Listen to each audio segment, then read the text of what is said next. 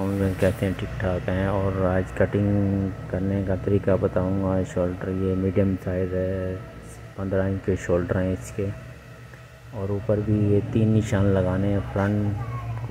Front का निशान है और 3 निशान, और 15 इंच के शोल्डर रखने हैं। उसके बाद फिर ये 7 इंच पे रखना है निशान। उसके बाद अभी ये चेस्ट का निशान लगा रहे हैं, तो उसके बाद फिर ये कमर का आ गया निशान, फिर हिप का आ गया। अभी चेस्ट है, अब लंबाई रखेंगे 41 इसकी।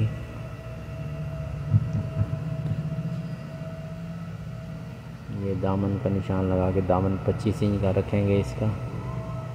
और अभी फ़िलहाल ये लंबाई निकाल रहे हैं इसकी। फिर ये सीना इसका रख रहे हैं 22, 20.5 कमर है, 23 हिप है इसकी, 25 इंच का दामन रखेंगे इसका। जिसने भी सब्सक्राइब नहीं किया सब्सक्राइब कर लें, लाइक करें, शेयर करें। और वीडियो अच्छी लगी हो तो आप कमेंट में ज़रूर बताया करें।